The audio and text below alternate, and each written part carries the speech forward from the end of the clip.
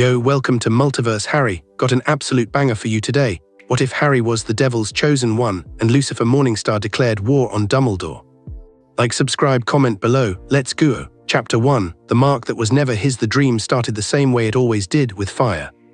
Not the green flash of the killing curse, not the cold white light Harry had come to associate with Voldemort's mind pressing against his. This was older than that. It was fire the color of a dying sun, vast and purposeful, burning not because something had gone wrong, but because burning was precisely the point. In the dream, Harry stood at the edge of something enormous, not a cliff, not a precipice he could name, and the fire rose from below like it was greeting him. Like it had been waiting. He woke up at 3:30 in the morning with his scar screaming. Except it wasn't the scar. He pressed 2 fingers against the lightning bolt out of habit, expecting the usual throb, the nauseous pressure of Voldemort's emotions bleeding through whatever crack existed between them. There was nothing. The scar was cold. The pain was coming from somewhere behind it, deeper, like something in the architecture of him was vibrating at a frequency his bones weren't built for. He sat up in the dark of the 5th-year dormitory and listened to Ron snoring across from him and waited for it to pass. It didn't. It changed instead, sharpened into something that felt less like pain and more like recognition, like the feeling of hearing your name called from very far away. He got up, pulled on his robes, and went to find something to do with his hands. The common room was empty at that hour, firelight gone to embers, the fat lady asleep on her canvas outside. Harry dropped into the chair nearest the hearth and stared at the coals, and tried to remember the last time his head had been quiet. 5th year had not been kind to him.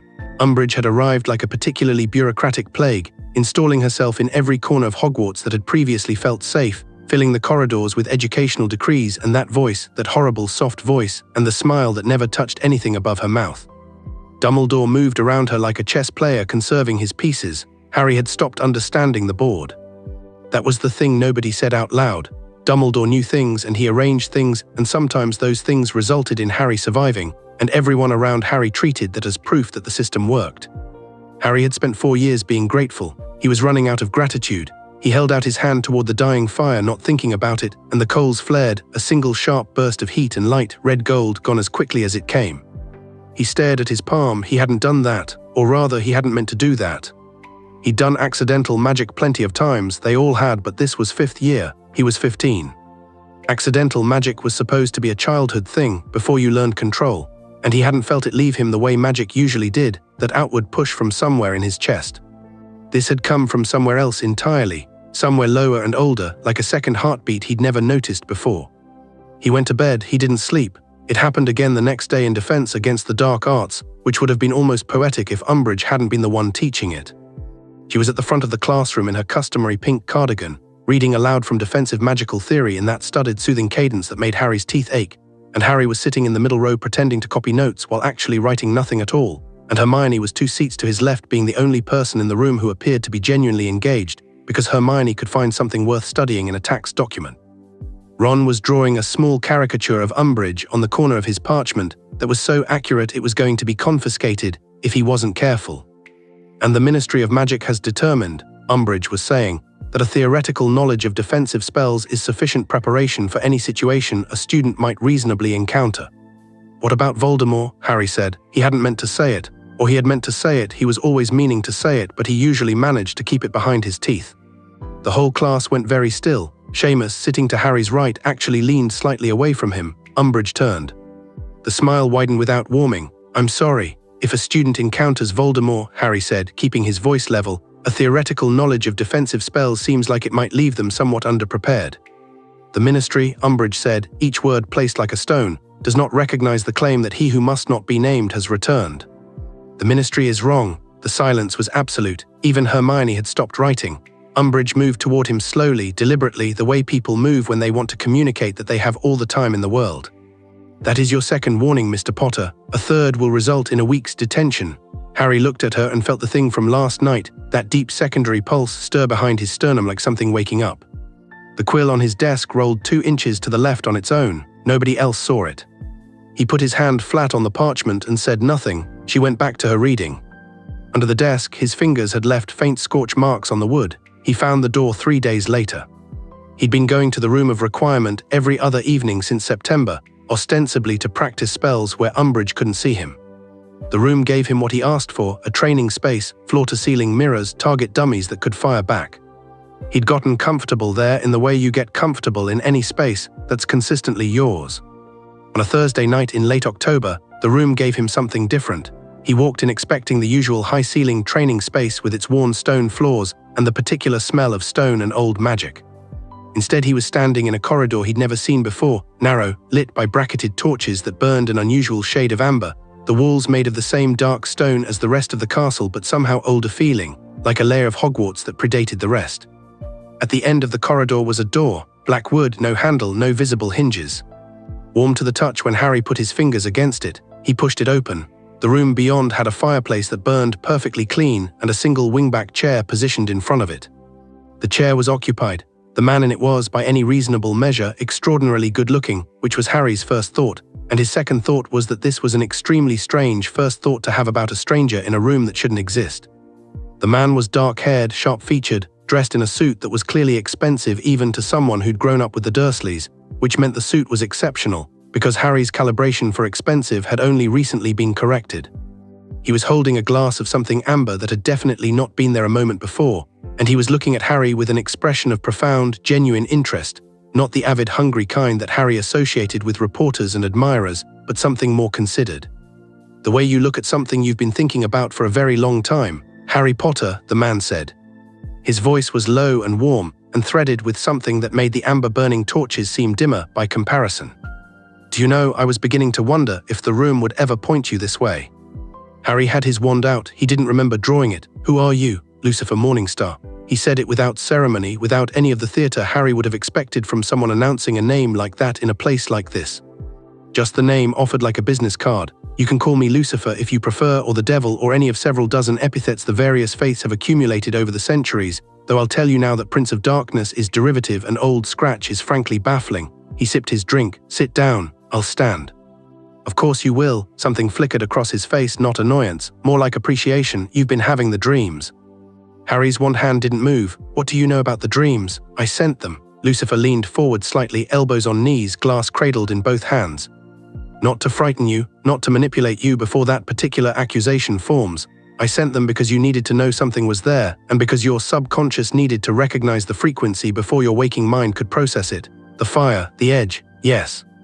What are you doing in Hogwarts? At the moment, waiting for you to stop pointing that stick at me and have an actual conversation. He tilted his head. The wand isn't going to accomplish what you want it to, by the way. I'm not hostile. And I am, emphatically, not the sort of thing that flinches from a stupefy. Harry thought about the scorch marks on the desk. He thought about the coals flaring in the common room. He thought about how the pain from last night had felt not like attack, but like recognition. He lowered the wand 3 inches, not all the way, 3 inches. Talk, Harry said. Lucifer smiled, and it was a real smile, warm and slightly crooked and wholly unexpected on a face that precise. Your family, he said, is considerably older and considerably stranger than the magical world's genealogists have managed to account for. There's a reason for that, several reasons actually, but the central one is this: there is a contract. Written before your civilization was civilized, a claim placed on a bloodline by the father of lies himself. He paused. Which is me, incidentally, in exchange for certain services rendered by your distant ancestors during what historians would call, if they knew about it, the First Defiance. The First Defiance, Harry repeated flatly. The refusal by a small and frankly courageous handful of mortals to worship blindly when the alternative was to think for themselves. Lucifer's voice carried something Harry couldn't quite name, not bitterness exactly, more like the specific quality of someone telling a story that cost them personally. It was a long time ago. The point is, the contract is real. It has been maintained through your bloodline for longer than the magical tradition you practice has existed, and it came due the night Lily Potter's sacrifice interfered with a killing curse and bounced something very specific into the universe. He sat back. The scar didn't come from Voldemort, Harry, or not entirely. It marked where the contract activated. Harry stared at him. You're telling me, he said slowly, that I belong to the devil. I'm telling you, Lucifer corrected with some precision, that your bloodline entered an agreement with me and that you are the living beneficiary of it. There's a significant difference. I don't own you. Nobody owns you. That is, in fact, rather the point. He turned the glass in his hands. What I'm offering is a conversation about what that means, what you can do with it, and what I am prepared to do for my end of the arrangement. And what's your end? Protection, knowledge. Power that isn't borrowed from a prophecy or gifted by a dying woman's love or rationed out by an old man who thinks he knows best. The fire crackled. I protect what's mine, Harry, and I am very, very good at it. Harry sat down. Not because he was convinced, Not because the terror had gone anywhere, it was still there, running cold and bright along the inside of his ribs. He sat down because somewhere in the architecture of what Lucifer was saying, something resonated against that secondary pulse in his chest, the way a tuning fork resonates with its frequency. And because he had been sitting inside a story where Dumbledore controlled every variable for 5 years, and he was tired of it. He was so profoundly tired of it. "You said you're not doing this to manipulate me," Harry said. "Correct." "How am I supposed to believe that? You're the devil. Manipulation is sort of my reputation," Lucifer agreed pleasantly. "Yes, but here is the thing about my reputation. Most of it was written by people who wanted a convenient explanation for human cruelty.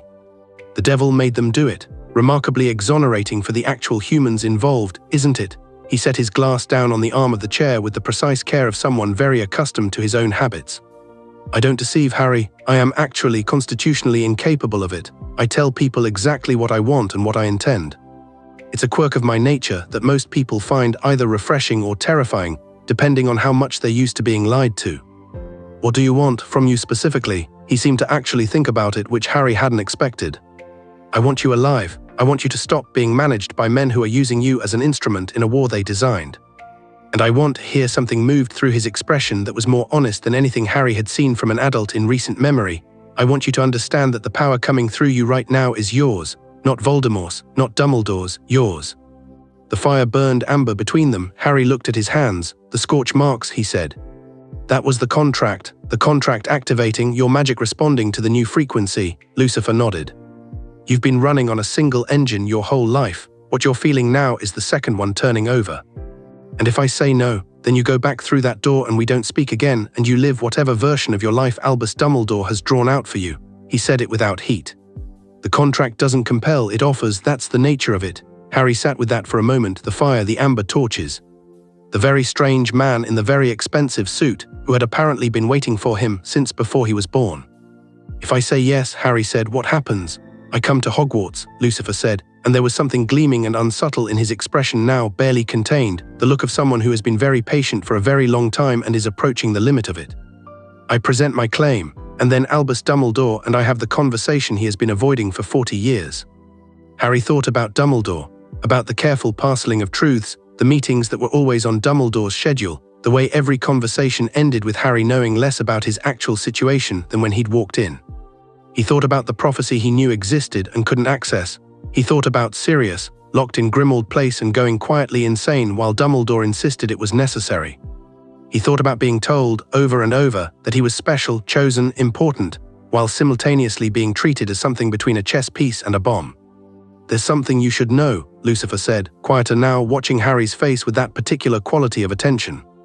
"What Dumbledore has planned for you, the end of it, the conclusion he's been building toward, isn't victory. Not for you." Harry looked up. "He hasn't told you, has he? It wasn't a question. Tell me. You're meant to die." Lucifer said it clean and simple, without embellishment. "Not as a side effect, not as a possibility to be avoided, as the mechanism. The killing curse left a fragment of Voldemort's soul in you, and the only way to destroy it, as Dumbledore understands it, is to let Voldemort kill you. He's known since before you started at this school. He's been raising you, Harry, cultivating you, keeping you capable enough to walk into it, like a pig for slaughter." The room was very quiet. Harry's hands were completely still in his lap. The fire didn't flare. The torches didn't flicker. Everything was absolutely still, because Harry had gone somewhere cold and precise inside himself, somewhere past the anger into a place where things became simple.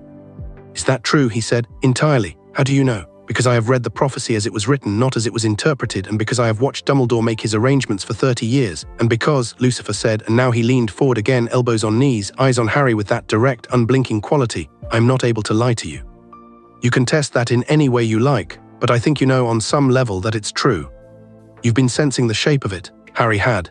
He'd been sensing the shape of it since second year, maybe earlier, the way you sense the outline of a door in a dark room, not seeing it but feeling the air move differently around it. "If I say yes," Harry said again, "the fragment in me, my end of the contract includes extracting it." Lucifer's voice was steady and certain. "It can be done, it won't be comfortable, but it won't kill you, and that is a material improvement over Dumbledore's plan." Harry exhaled. He thought about Sirius, who had 12 years of his life taken away for a crime he didn't commit, and was now sitting in his dead mother's house because Dumbledore said so. He thought about his parents, who died because Dumbledore's war reached them.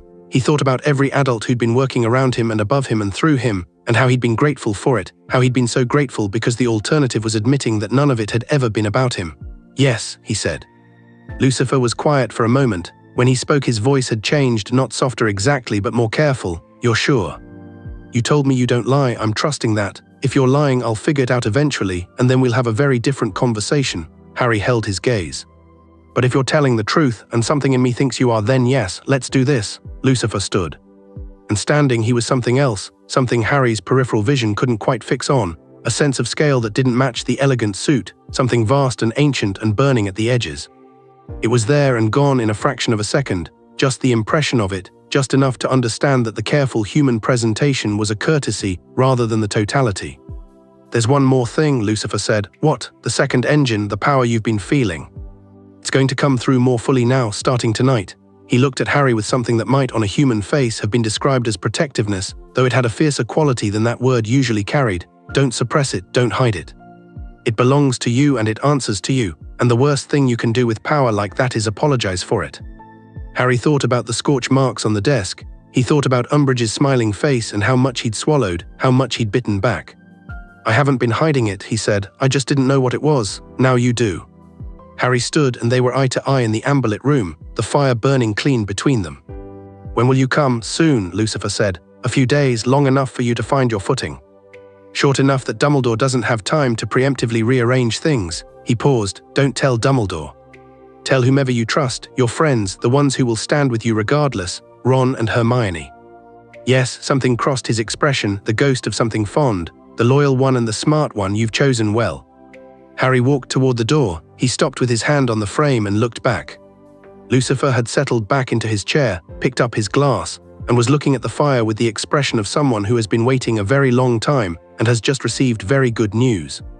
"One question," Harry said. "The dreams, the fire." Harry kept his voice level. "That's what it looks like where you live, below." Lucifer tilted his head. The amber light caught the angles of his face and made them extraordinary, honestly. "It's less dramatic in person. Warmer, obviously. The aesthetic is a bit much, even by my standards. A beat. But the fire is real." "Yes." Harry nodded once and went through the door. He found Ron and Hermione in the common room the next morning before breakfast, which meant he found Hermione reading with her back to the window and Ron eating a piece of toast he'd smuggled up from the kitchens via some method he'd never adequately explained. Harry sat down in the third chair and said, without preamble, "I need to tell you both something, and I need you not to start with why it's impossible." Hermione looked at him over her book. She'd learned over 5 years to calibrate Harry's expressions, and whatever she saw now made her close the book and put it in her bag without being asked. Ron swallowed his toast. Harry told them all of it. The dreams, the scorch marks, the room of requirement, the amber corridor, Lucifer. He watched their faces cycle through a range of responses that would have been interesting to map if he'd had any energy left for observation. Ron went through shock, disbelief, skepticism, and landed somewhere around reluctant acceptance. Hermione went through skepticism, rapid mental cross-referencing with everything she'd ever read, and landed somewhere around cautious alarm with a visible undertone of fascination. "Lucifer Morningstar," she said carefully when he'd finished, as in the actual yes, and he was just sitting there, with a drink. Ron looked at Harry for a long moment. Was he scary? Harry thought about it honestly. He was enormous, like not physically, but there was a moment where I could feel how big something actually was under the suit, and no, he wasn't scary. He was very honest. That was almost scarier than if he'd been frightening. He exhaled. "He told me something about Dumbledore." He told them that too. He watched the color leave Hermione's face. He watched Ron's jaw set in a way that happened very rarely, not often angry Ron, who flared and subsided, but slow angry Ron, who got very still and very certain. "We don't know it's true," Hermione said, but her voice didn't carry any of its usual conviction. "No," Harry agreed. "But does it feel wrong to you, given everything?" A long pause. "No," she said quietly. "It doesn't feel wrong, so what do we do?" Ron asked. "We wait," Harry said. "He's coming in a few days." And then he paused, looking at the fire in the common room grate, at the ordinary daylight coming through the tower windows, at the familiar architecture of the life he'd been living, and then everything changes. That afternoon, Harry walked into defense against the dark arts and sat in his usual seat. Umbridge was at the front of the room. She smiled at him with that particular quality of malice that wore sweetness as camouflage. He smiled back. She blinked. She hadn't expected that. Harry opened his textbook to the correct page and waited, and the thing in his chest burned warm and steady and patient, and he thought, not yet, but soon. Outside the window, in the manner of very large things approaching, the sky over Hogwarts was an unusual shade of amber. Nobody seemed to notice, but Harry, he noticed. He watched it for a long moment, the light strange and clean over the lake, over the grounds, over the castle his school had shaped him in for 5 years. He let himself feel, for the first time, something other than dread about what was coming. He let himself feel ready. Chapter 2. The devil walks into breakfast. The owls arrived at 7:43 in the morning, which everyone agreed later was the most mundane part of what happened next. There were 12 of them, not school owls, nothing familiar, but 12 enormous black birds that arrived through the upper windows of the Great Hall with a precision that suggested choreography, carrying between them a single letter sealed in dark wax. They landed in a neat line along the edge of the staff table, set down their burden in front of the empty chair at Dumbledore's right hand, and departed without so much as expecting a treat. The students near enough to see it went quiet in that incremental way, one person nudging another, conversations dying by proximity, until the whole hall was watching the letter sit there in front of a chair that nobody had sat in yet because breakfast was barely underway and Dumbledore hadn't arrived. Professor McGonagall picked it up with the expression of someone handling a suspicious package and examined the seal.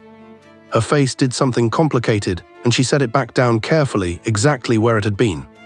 "What is it?" Sprout asked from her left. "Nothing," McGonagall said, which was so obviously not true that even Flitwick looked skeptical. At the Gryffindor table, Harry watched all of this with a cup of tea getting cold in his hand and said nothing.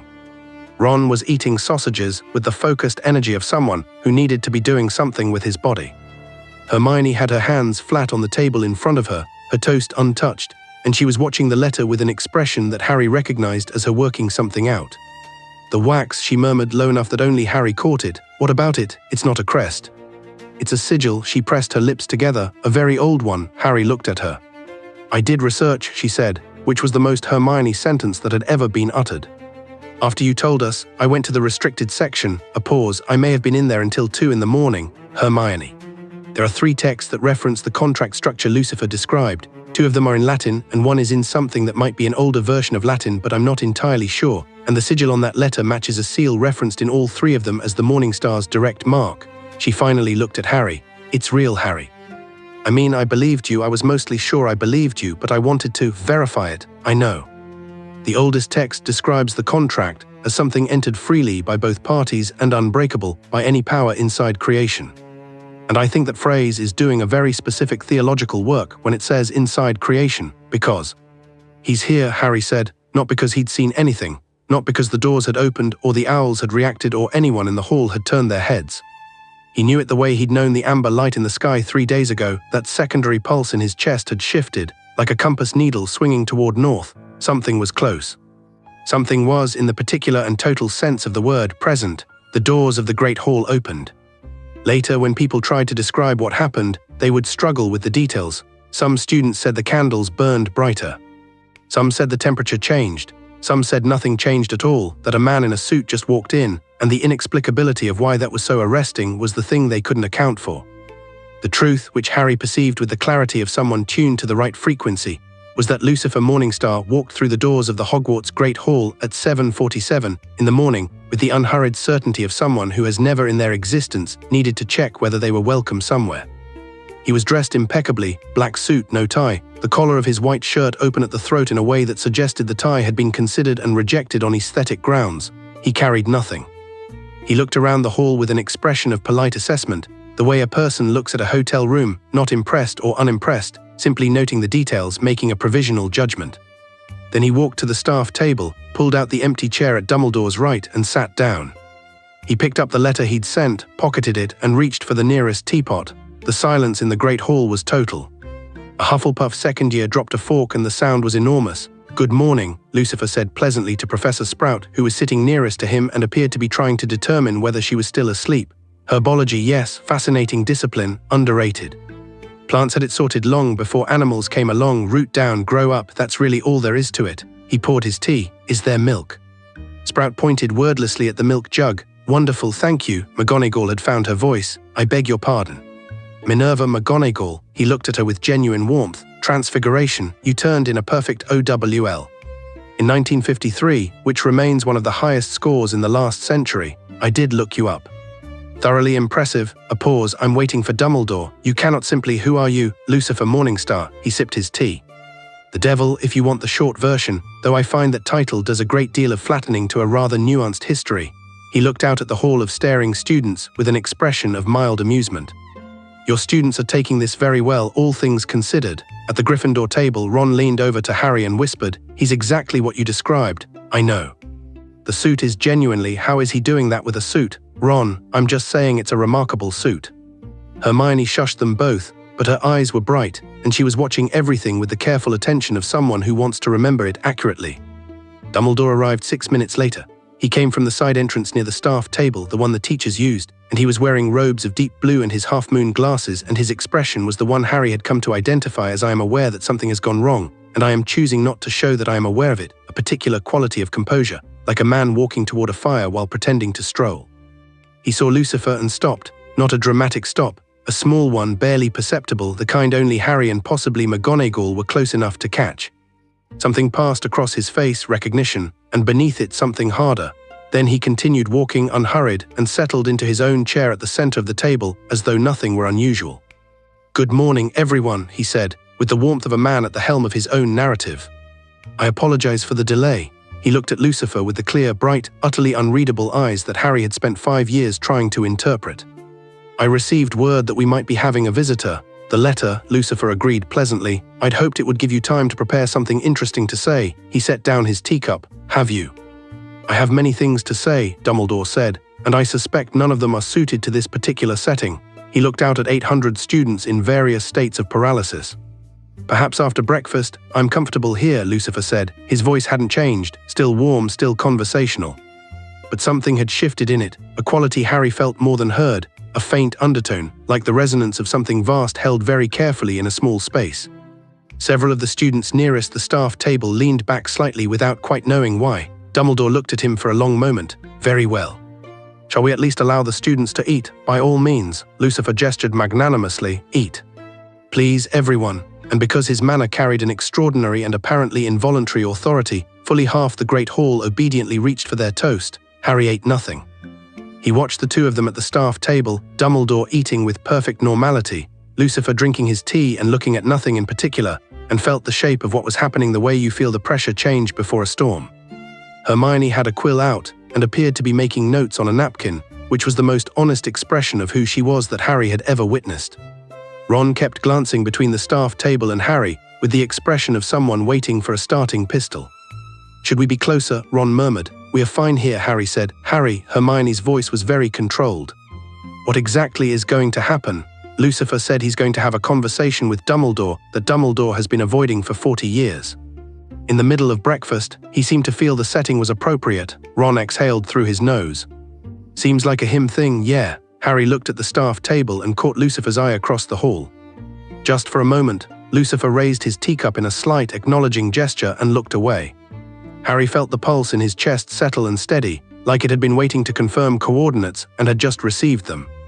The hall was finishing breakfast in a state of collective suspended animation when Dumbledore set down his fork, folded his hands, and said conversationally to Lucifer, "You've come earlier than I anticipated."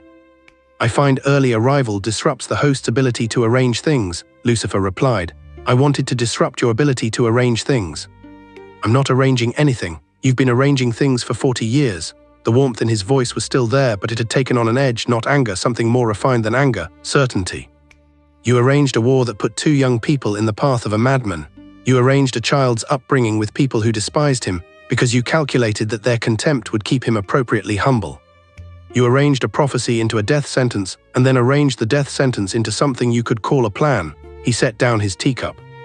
"You have been arranging things since before Harry Potter was born, Albus, and most of what you've arranged has served your understanding of the greater good rather magnificently, and his survival rather poorly." The hall had gone absolutely silent. Every student at every table had stopped pretending to eat. Dumbledore's expression hadn't changed. That was the terrible thing about it. It remained compassionate, wise, the face of a man genuinely burdened by difficult truths. "You speak," he said, "as though you understand the nature of what we are facing." "I speak as though I understand the nature of what you've done," Lucifer said. "Which is different." He turned in his chair to face Dumbledore more directly. "There is a Horcrux in that boy, you know it. You have known it since at least 1992, possibly earlier, and you have made precisely no arrangements to remove it that don't involve his death. The word landed in the hall like a stone dropped into still water. The ripples spread outward through 800 students and every teacher at the table. Snape at the far end had gone very still in the way that Snape went still when information was touching something he felt deeply about. McGonagall's hand had stopped moving toward her goblet. At the Gryffindor table, Harry heard Hermione make a small, barely audible sound beside him, the sound of a person having a very unpleasant hypothesis confirmed. Ron's hand had closed around his fork with a grip that was going to leave marks. Harry looked at Dumbledore, Dumbledore looked at Harry, and in that look, in the particular quality of the old man's eyes in that moment, Harry saw it, not guilt exactly. Something more complex than guilt, the expression of a person who made a calculation a long time ago and has been maintaining the integrity of that calculation ever since, and has just had someone flip the table. Harry, Dumbledore said, and his voice carried everything it always did: warmth, gravity, the tone of a man for whom honesty was painful because it was accompanied by so much genuine care. Don't, Harry said. Dumbledore stopped. Harry stood up. He didn't decide to stand up exactly. It happened as a consequence of the thing in his chest, that second pulse, burning clean and certain, and the anger that had been underneath his sternum for years finding its direction. He stood and looked at Dumbledore across the hall and felt, with absolute clarity, that he was done being a piece on someone else's board. Was it true, Harry said. Were you going to tell me? Dumbledore held his gaze. The compassion in his expression was real. That was the worst part, it was entirely genuine. In time, he said, when the moment was right. When you were prepared to do it. Harry's voice was level. He wasn't shouting. He had spent years being told that his anger was a liability, a weakness, a thing to be managed. He'd believed it. Right now he felt the anger working differently, not hot and consuming but cold and exacting, like a precise instrument. Prepared to walk into it and die and have it called a victory. Harry, he told me last night he can remove it. Harry gestured at Lucifer, who was watching this with the careful stillness of someone consciously staying out of a moment that belongs to someone else, without killing me. So your plan, which you never told me about, which you've had for years, was not the only option. You chose it. The methods available to me were not all of the methods available. Harry didn't raise his voice. He didn't need to. You made choices. You decided what I needed to know and when I needed to know it and what I was going to do about it, and you called that protecting me. A pause. It wasn't.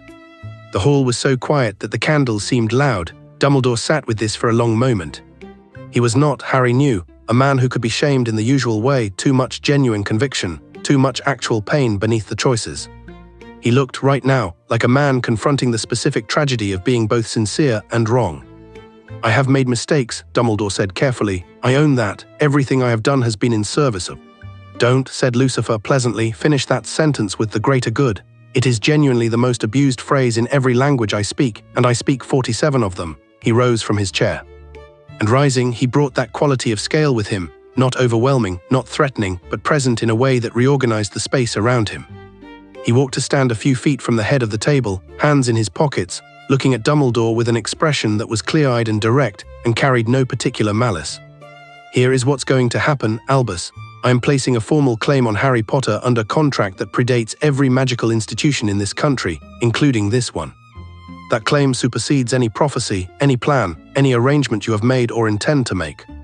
It cannot be contested by magical means, and it cannot be voided by good intentions. He tilted his head slightly. I am telling you this now plainly because I don't do anything subtly when plainly is an option. Dumbledore rose. And standing, he was impressive in his own right, the greatest wizard of his age, the defeater of Grindelwald, the headmaster of Hogwarts and the leader of the Order of the Phoenix, ancient and brilliant, and carrying the weight of every choice he'd ever made. You have no authority here, he said quietly without theater. I have the only authority that matters here, Lucifer said, equally quiet. Yours is institutional. Mine is rather older than institutions. And the boy, Dumbledore's eyes moved to Harry. What does Harry want? I've already told him, Harry said. Yes. Dumbledore looked at Harry with something that took Harry a moment to identify because he had never seen it in the old man's expression before. It was grief. Pure and undisguised, the expression of a man who has loved something very imperfectly for a very long time and is watching the consequence of that imperfection arrive. Harry, he said, I need you to understand that this, what he is offering, nothing is given without cost. There is always a cost, Harry said. I know, I've been paying cost my whole life, Professor. I've just never had any say in what they were.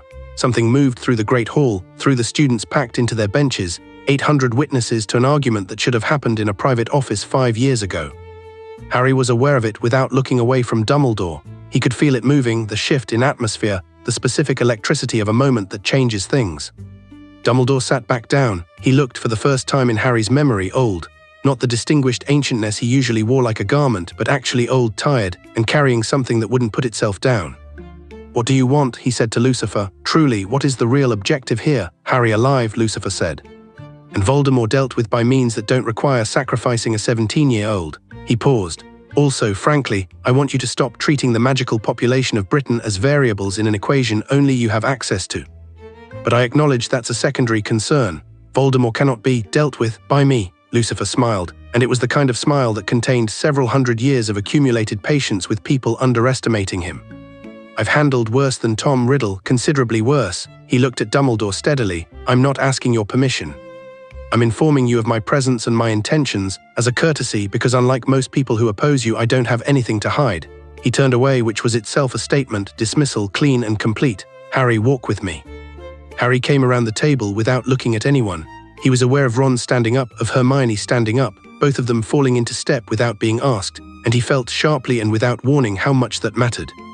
Not Dumbledore's careful plans, not Lucifer's contract, Ron and Hermione standing up because they were his. He walked out of the Great Hall with the devil at his side and his two best friends behind him, and the doors swung closed, and the hall erupted.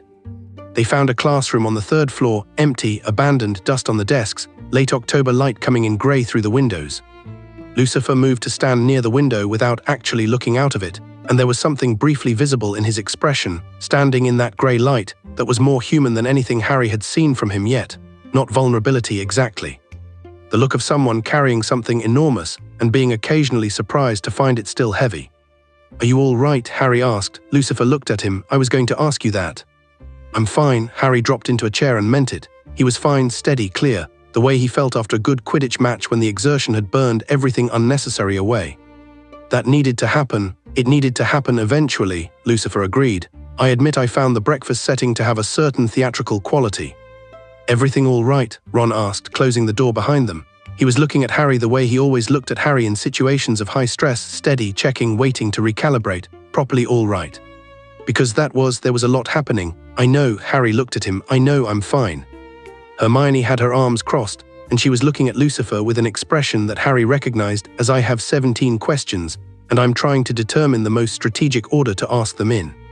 "The Horcrux," she said, because of course she led with that. Lucifer looked at her, something in his expression sharpened with what appeared to be genuine respect. "Hermione Granger, yes."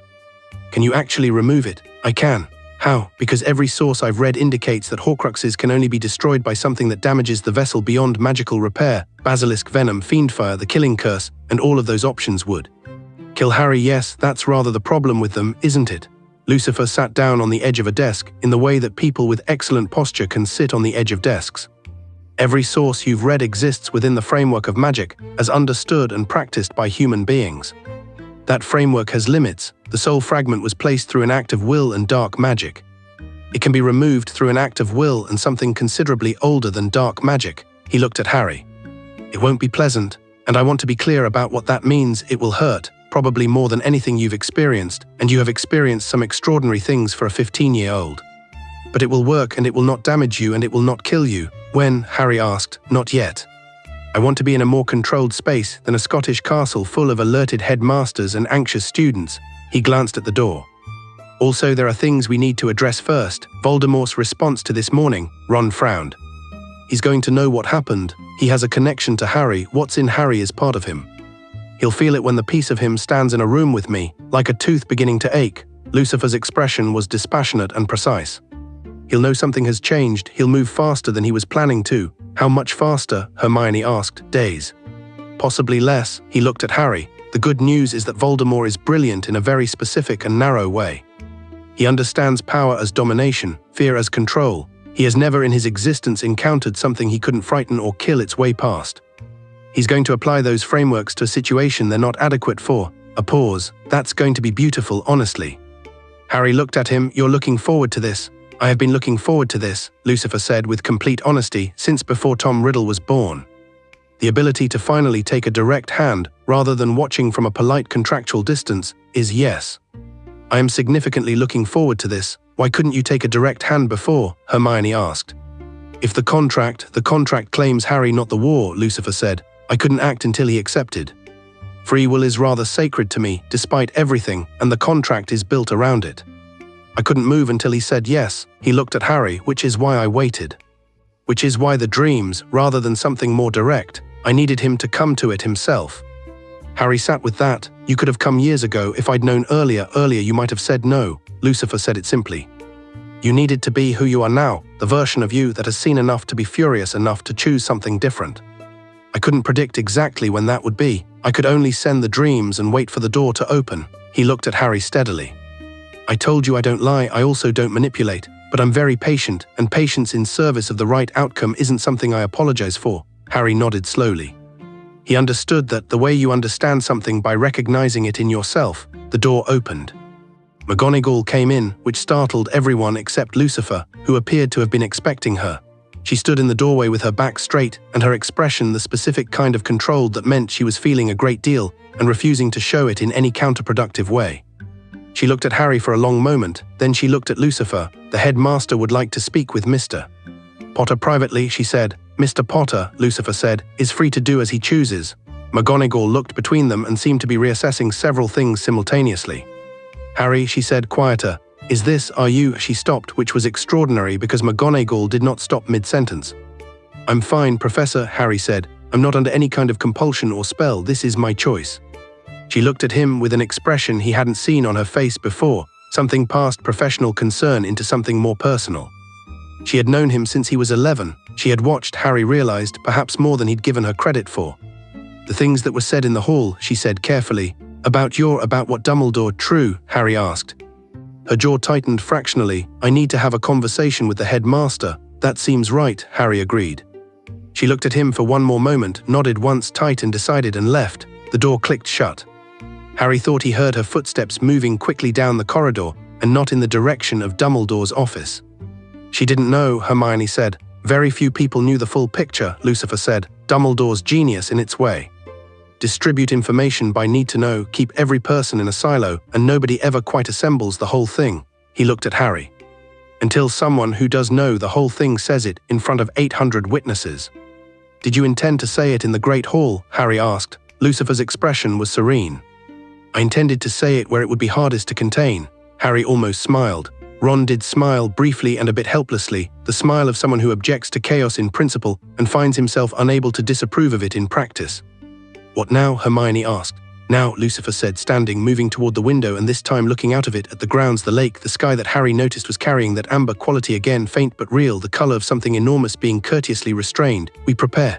He turned back and there was nothing casual in him now, nothing of the breakfast table warmth. This was something else, old and certain and very calm. Voldemort is going to move. When he does, the castle's defenses will hold for a time, but not indefinitely, and Dumbledore's response will be what it has always been, measured, strategic, and calibrated to a war he understands. His eyes found Harry's. You and I are going to fight a different war. With what? Ron asked. Lucifer looked at him.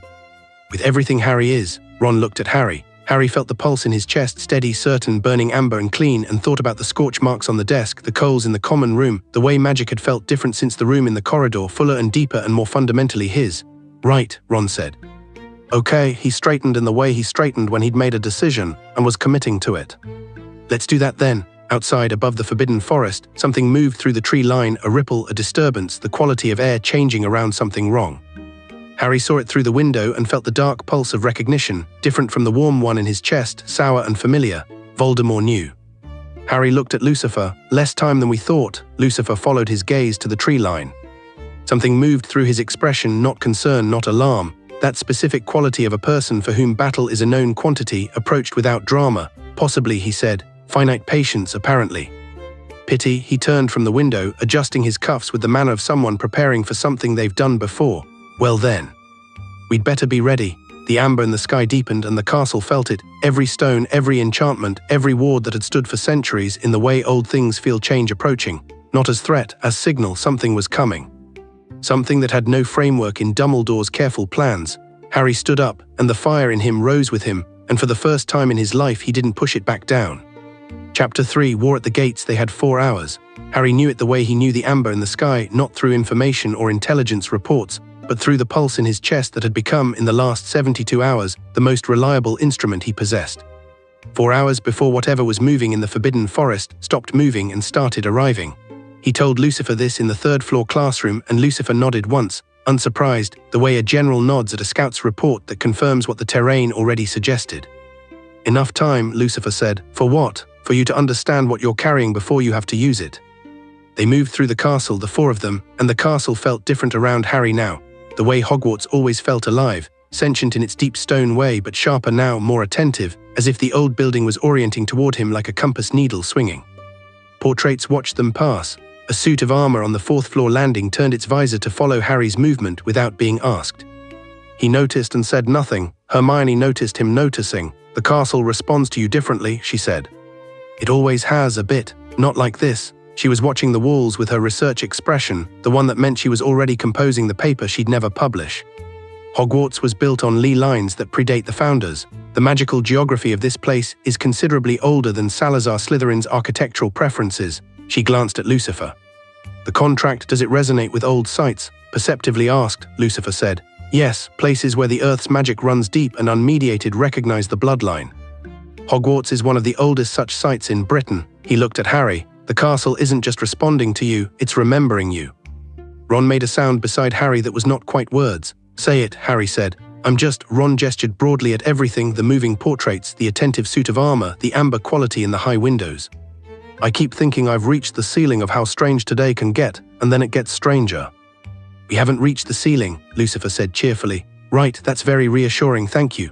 They found an empty classroom on the 7th floor, across the corridor from the tapestry of Barnabas the Barmy, and Lucifer closed the door and looked at Harry with the focused attention of someone who has been patient long enough and is done being patient. Take off the suppression, he said. Harry frowned. I'm not suppressing anything. You are not deliberately, it's habitual.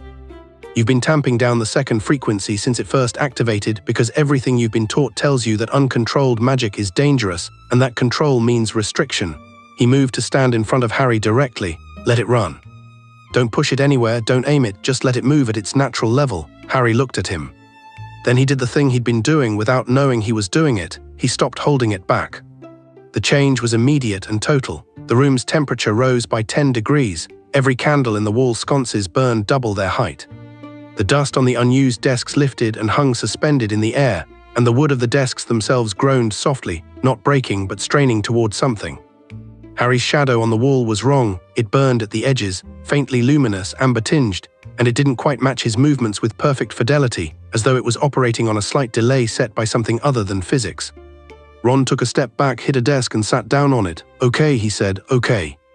Hermione had her wand out and was doing something Harry didn't follow, running it in a slow arc near him, reading something from its resonance. Her expression was extraordinary. Harry, she said very quietly, your magical signature is it's not just stronger, it's structurally different. There are harmonics in it that don't correspond to any known classification of magic I've ever read.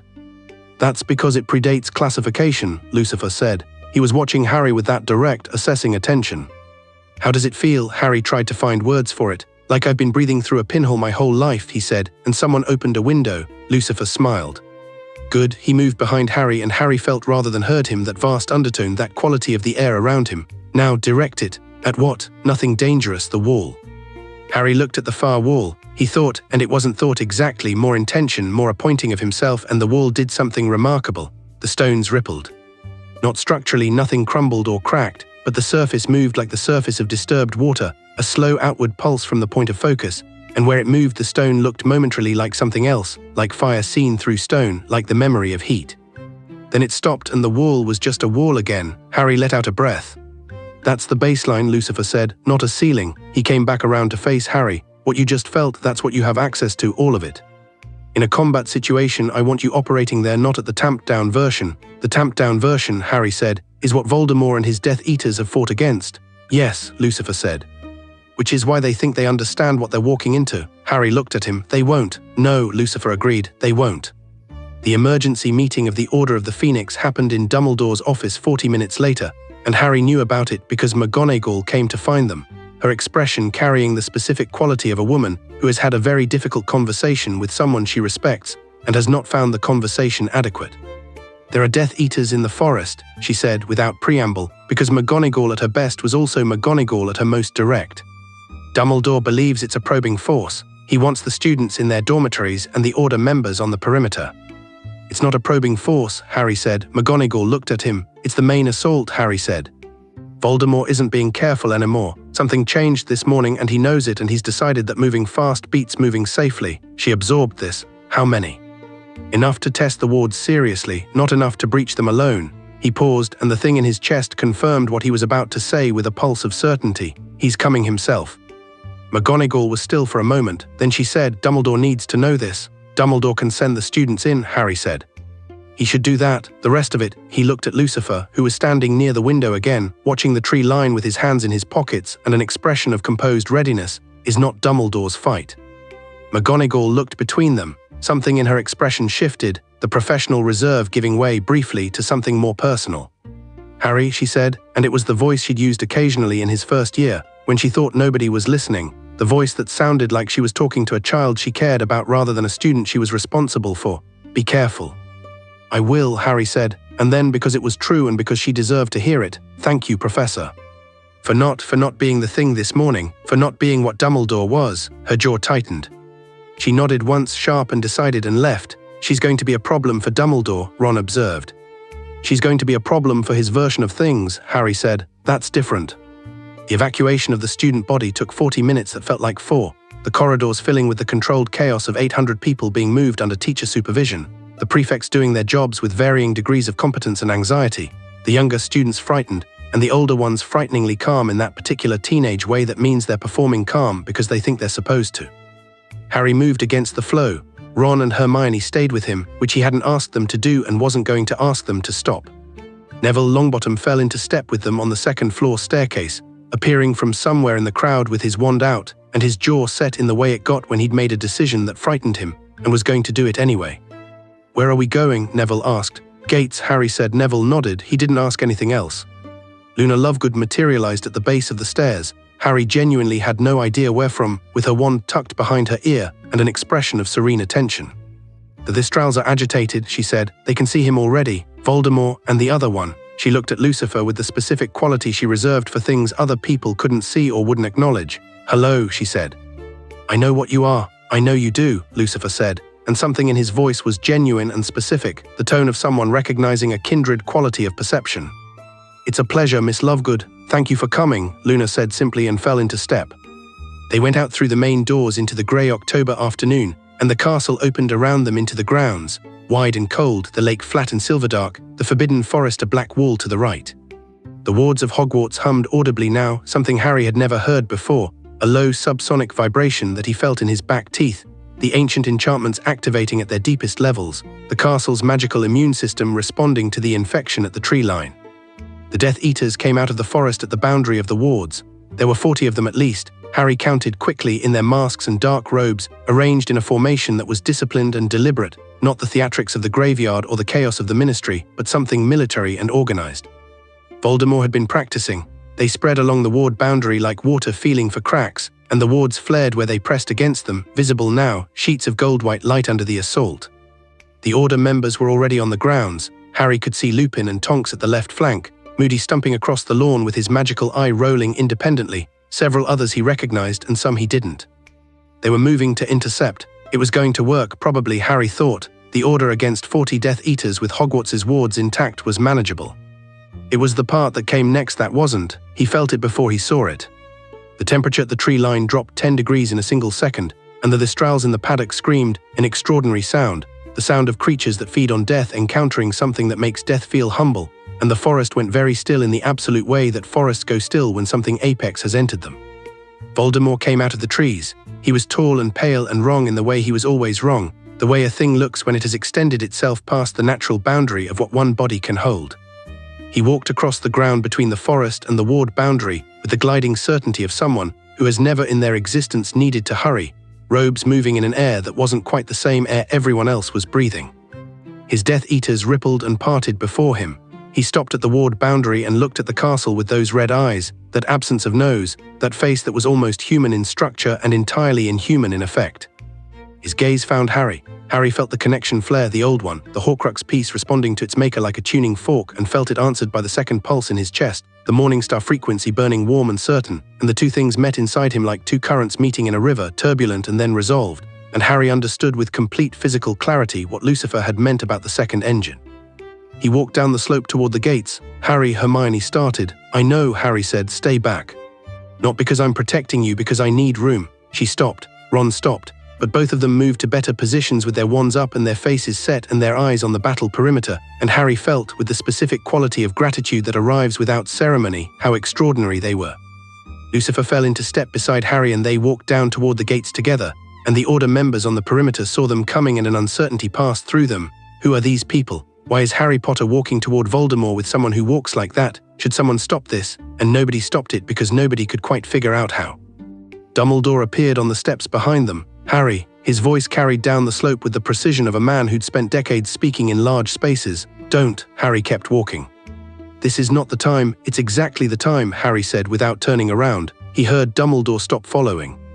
He didn't know why the old man stopped, whether it was pragmatism, or whether the sight of what was walking down toward the gate had given him pause, or whether something in him understood that the variable he'd spent 15 years managing had just ceased to be a variable.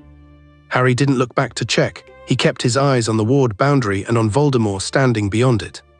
They stopped at the gate. Iron and old, the gates of Hogwarts, hung on pillars with winged boars on top that had always struck Harry as slightly comical, and struck him as nothing of the kind right now.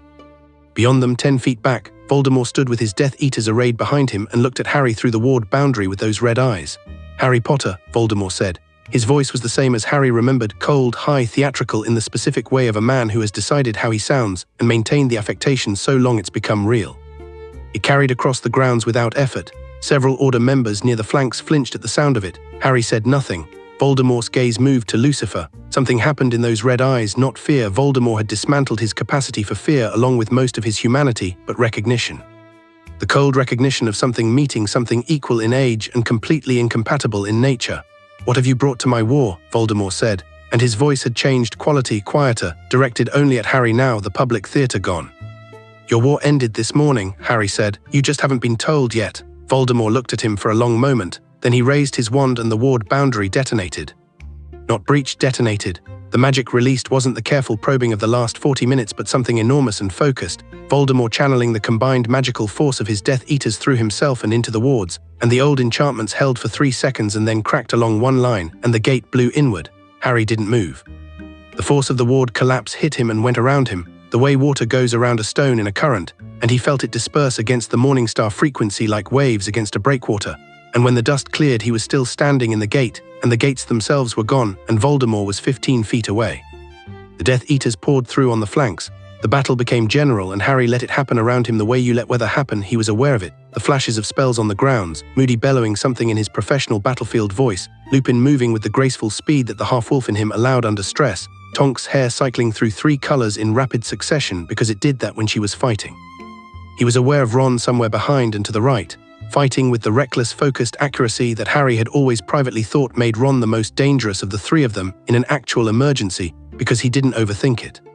He was aware of Hermione operating with the comprehensive tactical brilliance of someone who had read every combat spell ever documented and had selected the best 18 of them. He was aware of all of it, and it wasn't what he was focused on. Voldemort walked toward him through the battle like a man walking through rain. The spells that occasionally turned his way rebounded. Order members who tried to intercept him were dispatched with the minimal effort of someone brushing away inconveniences. His eyes were on Harry. They had always been on Harry. This was the thing Harry had understood for years without ever having language for it. Voldemort didn't want to win a war. He wanted to unmake the specific thing that had unmade him. Harry was not a target, he was an obsession, and the war was the delivery mechanism for the obsession. Lucifer stepped to Harry's right, unhurried. Voldemort stopped 10 feet away. His eyes moved between them. "You," he said to Lucifer, "are not what I expected to find here." "No," Lucifer agreed pleasantly. "I imagine not. You are very old," Voldemort said. He said it the way a man with a large weapon might note that the person across from him is also armed, acknowledging, recalibrating. "What do you want with him?" "He's mine," Lucifer said. "Contractually, I don't expect that concept to mean a great deal to you given your general approach to agreements, but there it is." He tilted his head. "You felt it this morning, didn't you? The piece of yourself in him responding to my presence, like touching an old wound." Something moved through Voldemort's expression, the specific quality of fury that arrives when something private has been named publicly. His wand rose. "Tom," Lucifer said, and his voice changed. Not louder. The opposite, quieter, and that made it something else entirely, because the quiet of it was the quiet of something that doesn't need volume. It was the voice of the Morningstar, and it carried in it the weight of everything Lucifer Morningstar had been before the fall, the full brightness of something that had stood at the edge of creation and chosen its own path, and in the current context, it was not offered as threat but as pure fact. You have made yourself a great many things through great suffering and considerable ingenuity. You should know that none of them are enough for this. Voldemort cast. The killing curse was green and absolute, and it crossed the space between them in the time it takes a thought to form, and Lucifer let it hit him. The silence lasted 1 second. Lucifer looked down at the point of impact on his suit jacket with the expression of a man assessing a minor inconvenience. There was nothing there, no mark. The killing curse had struck something that had been dead and remade, and had walked out of the actual darkness that mortals named hell and returned, and it had done nothing. Lucifer said. You'll want to think carefully about your next move. Voldemort took a step back. It was the first step back Harry had ever seen him take, and he felt it like a seismic event, that single recalibrating step, the first crack in the architecture of Voldemort's certainty. Harry moved. He didn't cast a spell, not in the conventional sense, not the pointing of a wand and the pronunciation of a Latin derivative. He reached for the thing in his chest, the second pulse, the Morningstar frequency, and he let it come up through him without restriction, without apology. And when it came out, it was not green or red or any of the colors magic usually wore. It was amber. It hit Voldemort like a concussive wave, not killing, not the killing curse's surgical death, but something that addressed the specific architecture of what Voldemort was, something that recognized the soul damage and the Horcrux network and the long, unnatural extension of a life past its willingness to die, and it disrupted it the way you disrupt a pattern by changing one foundational element. Voldemort staggered. Harry had never seen Voldemort stagger. The Death Eaters at the flanks faltered, a dozen of them stopping mid-duel, looking back, recalibrating, and the Order fighters pressed the advantage with the instinct of people who recognized a shift in momentum when they saw it. Moody's voice rose above the battle, directing, and Lupin moved like silver lightning along the left flank, and Neville, somewhere in Harry's peripheral vision, was doing something with a reductor curse that was frankly exceptional. Voldemort righted himself. His face was doing something it almost never did, something that was almost uncertainty, brief and terrible in the way that a crack in a very large structure is terrible. The peace in you, he said to Harry. His voice had lost its theater. It was just a voice now, and it was cold. I can feel what it's doing. You don't understand what removing it will. I do, Harry said. Lucifer told me. Morningstar told you what serves his. He told me the truth, Harry said. I know what that sounds like. It sounds different from what you've been doing for years. He kept his voice level. The amber fire in him was at full burn now, no restriction, and his shadow on the ground behind him burned with it, bright and wrong and entirely his. Every person you've ever told anything has been told in service of your fear, Tom. Your terror of dying, your absolute inability to accept a natural end. He walked forward 2 steps, closing the gap. It made you small. All that power and all those choices and what you built was a cage. Voldemort's face contorted. The Cruciatus curse left his wand in a rage that was, Harry recognized distantly, the reaction of a person whose most private and accurate truth has been spoken aloud in public. It was not a tactical strike, it was a flinch. Harry raised one hand. He didn't have words for what he did next, and he didn't need them. The amber frequency met the red curse and consumed it, the way a larger fire consumes a smaller one, and the energy of it dispersed into the cold October air as heat and light, and Harry stood in the afterglow of it without effort. Voldemort stared at him. The Horcruxes, Lucifer said from Harry's right. He had not moved. He had watched this with the expression of a man watching something he expected and is nonetheless satisfied to see. How many remain? 3. 2. He tilted his head. The cup, the snake. He looked at Voldemort with something that might be called pity if it weren't so completely without sentimentality. You can feel them, can't you, at the edges, something touching them. He was right. Harry felt it through the connection, felt Voldemort feel it, the distant trembling of the anchors that were supposed to make him immortal. Somewhere outside the battle, somewhere Harry's pulse was pointing like a compass, things were being undone. Hermione, he realized. He told her everything Lucifer had said about the Horcruxes. He told her where they suspected the remaining ones were, and Hermione had been in the restricted section until 2 in the morning. He would have smiled if the moment had left any room for it. Voldemort looked at Harry, and in his red eyes was something that Harry had never seen there before in any vision or any encounter. It was the thing behind the rage and the contempt and the theatrical cruelty. It was the original thing, the thing that had made Tom Riddle start down this road at 11 years old in an orphanage, the thing that all the magic and the Horcruxes and the followers and the power had been built to wall out. It was fear. Pure, original, the fear of a boy who had never been held and had decided that immortality was the same as being permanent. Harry looked at it and felt, without warmth but without cruelty either, a kind of understanding. He'd been afraid too. He'd been afraid his whole life, in a different shape and at different things, and he'd been handed a story about himself that was supposed to make the fear manageable. The difference between them, Harry thought, was that Harry had chosen to let someone tell him the truth, and Tom Riddle had spent 60 years building walls against it. It doesn't have to be a battle, Harry said, and he meant it. Surrender. Let Lucifer take what you put in me and go. I will not be stripped of what I am, Voldemort said, and his voice had recovered itself, cold again, contained the walls back up. But they were thinner now, Harry could hear through them. You're not what you put in me, Harry said. That's not you. That's you so afraid of ending that you left pieces of yourself in objects and people and called it living. Voldemort raised his wand. Don't, Lucifer said. It wasn't a warning. It was a statement of what was about to happen, offered in advance as a courtesy. Voldemort cast anyway. What came out of his wand was not a spell Harry had encountered. It was something gathered and dark and enormous, the kind of magic that requires a sacrifice to fuel, and Harry understood in the fraction of a second before impact that Voldemort had spent the last 30 seconds of their conversation doing a calculation, and the calculation was that nothing was worth more than this moment. Harry let it come. He opened the Morningstar frequency to its full extent and let the dark magic hit it the way a wave hits a cliff face, and the impact was enormous. Harry felt it through every bone, felt the pulse in his chest blaze like a furnace, felt the Horcrux fragment inside him respond to the impact and flare, and the sensation was extraordinary and terrible, like swallowing fire, like holding lightning in your teeth, and then something separated. It was not comfortable. Lucifer had told him it wouldn't be comfortable, and Lucifer, in his infuriating honesty, had been exactly right. A fragment of Voldemort's soul that had lived in Harry since he was 1 year old, that had given him Parseltongue and insight into Voldemort's mind and 15 years of nightmares, and a scar that burned in the cold, tore loose from him like a splinter being drawn out, and the sensation was so specific and so final that Harry made a sound he hadn't made since he was 11 years old and flying a broomstick for the first time. A sound that was not pain and not joy, but the meeting point of both, the body's response to something changing at a cellular level. The fragment came out of him as visible light, dark-tinged amber, the two things mixed and then separating, and Lucifer reached up and closed his hand around it, and the dark part extinguished between his fingers like a candle, pinched out, clean and complete. Gone. The connection to Voldemort was gone. Harry stood in the sudden silence of it, the silence inside himself where the Horcrux had been, and felt the dimensions of the space it had occupied. It had been there his entire remembered life, and he had not known what it was, and now it was gone, and he felt lighter in a way that had nothing to do with physical weight, the way a room feels larger after you remove furniture that was never supposed to be there. Voldemort felt it. Harry watched it happen across the 20 feet between them, watched Voldemort feel the anchor gone, feel the structure of his immortality diminished by one more piece, feel something that might be the first genuine intimation of his own mortality that he'd allowed himself to experience since he was 16 years old. The red eyes widened. Something behind them opened up, and for 1 second Harry could see all the way through, past the terror and the cruelty and the ideology of pure blood and power, past the orphan boy and the school genius and the ambitious young man in the library, all the way down to the thing that never went away, the small irreducible thing that all of it had been built to protect. He was afraid to die, he was so afraid to die. Tom, Harry said, his voice was very quiet, not soft, he wasn't offering comfort, he had no comfort that would be appropriate, but quiet, the way you speak to someone in a room that has gone very still. It's over. Voldemort looked at him for one long moment, then he looked at Lucifer.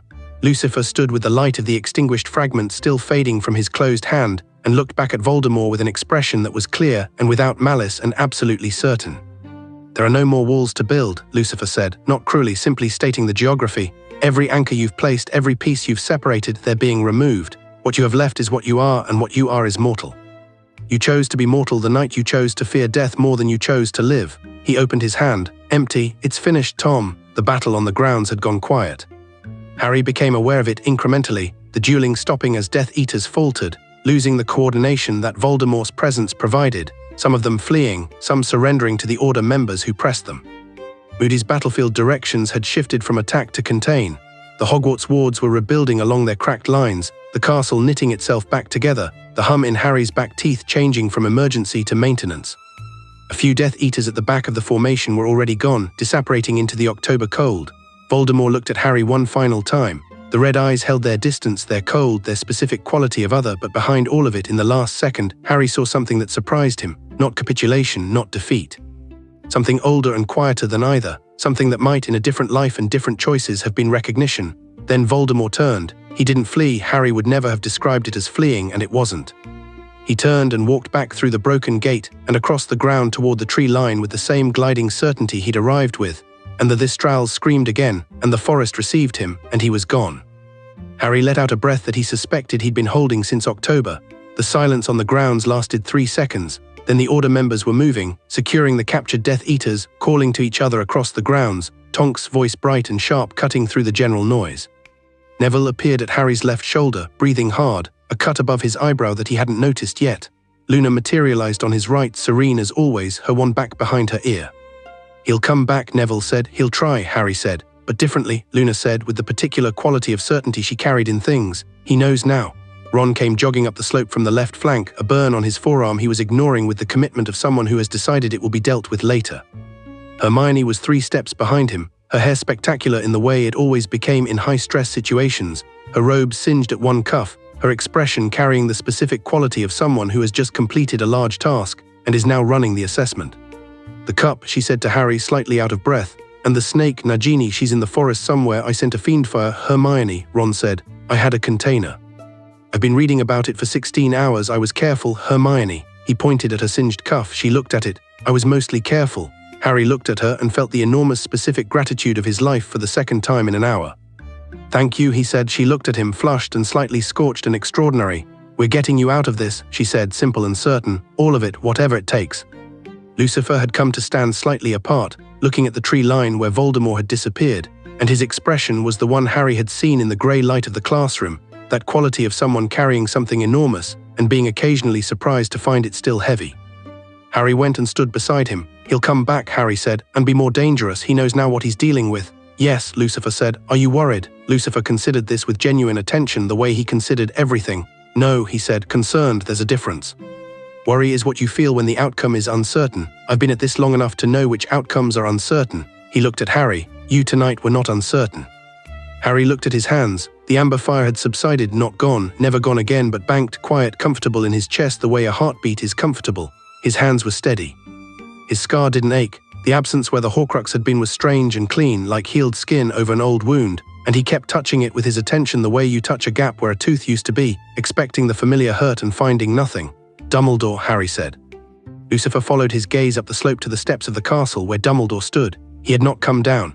He had watched the entire battle from the steps with his hands at his sides and his expression unreadable at this distance, and he was still there now, alone, the students evacuated, and the order moving on the grounds and the blue robes very still against the stone. "What happens now?" Harry asked. "Not just about Dumbledore, about all of it." "Now," Lucifer said, "you stop being a piece in someone else's story." He turned to look at Harry directly, and his expression was something Harry didn't have a name for, not fatherly, nothing so conventional as that, but the expression of something enormous that had chosen to care about something small and found the choice entirely worth it. "The war isn't over. Voldemort will come back changed and more dangerous, as you said. The Horcruxes aren't all accounted for. The political structure of the magical world is going to crack when what happened today becomes public knowledge, and it will become public knowledge because 800 students watched it." He tilted his head. "Also, the Ministry is going to have opinions." "Of course they are," Ron said from behind Harry. Harry hadn't heard him approach, or Hermione or Neville and Luna. They were all there, a half circle at his back in the way they'd been all evening. "The Ministry always has opinions," Hermione said, "and Umbridge specifically is going to be an absolute," Ron caught himself, "challenge. She's going to be a challenge. She'll be handled," Harry said, and something in his voice made Ron grin. Lucifer looked at the 5 of them, and something genuinely warm moved through his expression. "You have good people," he said to Harry. "Keep them." "I intend to," Harry said. Dumbledore came down the steps. He walked across the grounds toward them with the pace of a man who has decided something and is at peace with the decision, even if the decision costs him something. The Order members cleared a path instinctively. He stopped 5 feet from Harry and looked at him with those clear half-moon eyes, and the grief that had been in them in the Great Hall was still there, but it had been joined by something else. Something that looked against all of Harry's expectations like relief. "You're alive," Dumbledore said, simple and specific. "Yes," Harry said. "The fragment, gone." Dumbledore closed his eyes for 1 second. When he opened them, he looked at Lucifer with an expression that had let go of its careful management and was just the face of an old man who has been wrong in a direction he can't recover from. "You did what I could not," he said. "I did what you chose not to," Lucifer said, not unkindly but without softening it either. "There's still a difference." Dumbledore accepted this. Harry watched him accept it, and it was one of the hardest things he'd ever watched, the specific human process of a person who has been organized around a particular rightness, discovering that the organization was wrong. There was no dramatic collapse. There was just an old man standing in the cold, accounting. "I owe you a great deal of honesty," Dumbledore said to Harry. "Yes," Harry said, "you do." "I would like to begin it, if you'll allow." Harry looked at him for a long moment. The fire in his chest was steady and quiet. Voldemort was in the forest, diminished and reorienting. The Horcruxes were falling. The structure of everything was cracked open and the light was getting in, and it was messy and incomplete and genuinely dangerous, and nothing like the ending Dumbledore had planned. It was better. It was so much better. "Come and find me tomorrow," Harry said. "In the morning, not the evening, morning. I'll have Ron and Hermione with me and I want them there." Dumbledore looked at the two of them. He nodded. "Of course." "And Professor," Harry said as Dumbledore turned and the old man turned back. "The students in the DA, they fought tonight. Neville, Luna, all of them. They're not going back to theory-only defense lessons. Whatever Umbridge thinks she's doing here ends." Dumbledore looked at him. Something in his expression was new, something that was not the careful allocation of authority, but the genuine response of a person being told the truth by someone who has earned the right to tell it. "Agreed," he said. He walked back toward the castle. His shoulders carried the night's weight, and Harry watched him go and felt something he hadn't expected. Not victory, not satisfaction, but the specific complicated feeling of something unresolved shifting towards something possible. Not forgiveness, not yet, just possibility.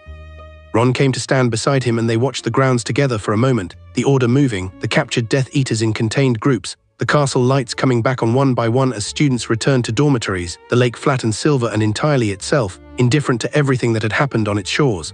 "So," Ron said. "What do we do now?" Harry looked at the lake. He looked at the forest where Voldemort had gone, where the next phase of something was already beginning. He looked at Lucifer, who had moved off slightly and was standing with his hands in his pockets looking at the sky with an expression of someone completely comfortable with the specific shape of what has just begun. He looked at Hermione, who had her notebook out, because of course she did, and was writing in it with the focused energy of someone who processes experience through documentation and isn't going to apologize for it. He looked at Neville, who had finally noticed the cut on his eyebrow and was pressing his sleeve to it with a wince. He looked at Luna, who was looking at the Thestrals in the paddock, which had calmed, and who seemed entirely at peace. He looked at himself, reflected briefly in one of the fallen gate's iron surfaces, not a boy who survived something, not a chosen instrument, not a piece in someone else's accounting, just Harry. Burning amber at the edges. "We do it our way," Harry said. The night held its cold and the amber quality faded slowly from the sky as the stars came out, and somewhere in the forest a branch snapped under some large departing weight, and the castle above them glowed warm and ancient and alive, and there was a great deal left to do. Harry turned toward it.